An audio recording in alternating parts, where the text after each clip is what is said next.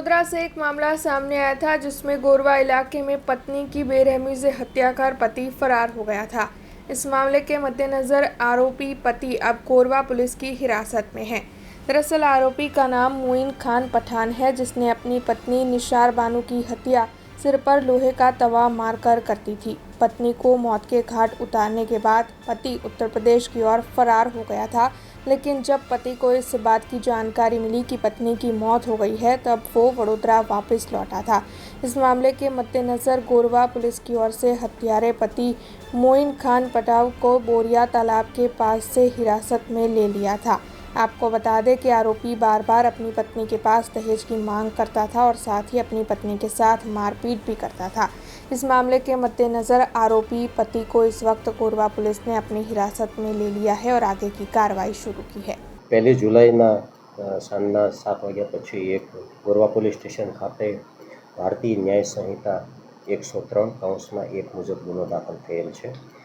સમગ્ર બનાવ જોતા મધુનગર બ્રિજ પાસે રહેતા ઇસરાઈલ અશરફ પઠાણના દીકરી નાસિર બાનુના મેરેજ મોઇન ખાન ભૂરે ખાન પઠાણ સાથે કરેલા હતા।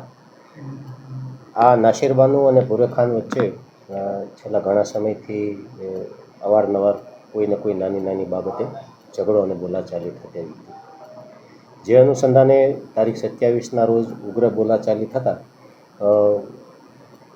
મોઇન ખાને આવેશમાં આવી જઈ અને નિશાર બાનુને માથામાં એક લોખંડનો તવો જે રસોઈ કરવાનો હોય છે એ મારી દીધેલો હતો, જે અનુસંધાને એમને દવાખાને સારવાર લીધેલી હતી અને 1 તારીખના રોજ નિશાર બાનુનું અવસાન થયેલ હતું, જે અનુસંધાને ભારતીય ન્યાય સંહિતા 2023ની કલમ 103 મુજબ ગોરવા પોલીસ સ્ટેશન ખાતે ગુનો રજીસ્ટર કરવામાં આવેલ છે। મોઇન ખાન છૂટક મજૂરી જ કરતા હતા અને રિક્ષા ડ્રાઇવિંગ કરતા હતા। હા, એમને દહેજ પેઠે અવારનવાર માંગણી તો કરતા જ હતા। એમના ફરિયાદીની પણ એવી રજૂઆત છે અને એમને બાઇક પણ હપ્તે લઈ આપી હતી અને બાઇકના કંઈક હપ્તા ચૂકી ગયા હશે એટલે એમના પત્ની પાસે એટલે નિશાર બાનુ મરણ જનાર છે એમને એવું કીધું કે ભાઈ તારા પપ્પા પાસેથી તું આ 22,000 રૂપિયા લઈ આવ તો આપણો હપ્તો ભરાઈ જાય, નહીં તો હું તને તારા પિયરમાં મૂકી જઈશ। અને જે ફરિયાદી છે ઇસરાઈલભાઈ એમને પણ એવું જ કીધેલું કે તમારી દીકરીને ત્યાં રાખો અને અહીંયા મારી સાથે રાખવી હોય તો આ હપ્તાના 22,000 રૂપિયા આપો મને।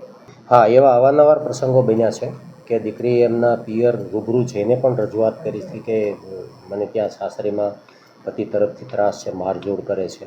અને રિસેન્ટલી જે બનાવ બન્યો એમની પહેલાં પણ 26 તારીખે પણ આ એમની રજૂઆત હતી જ અને 27 તારીખે આ બનાવ બન્યા પછી પણ એ ત્યાં રિક્ષા લઈને એમના ઘેર પણ ગઈ હતી અને ત્યાંથી એમના જે ફરિયાદી છે ઇસરાઈલભાઈ એમને લઈને આવેલા હતા। अब खबरों से लगातार अपडेट रहना हुआ आसान।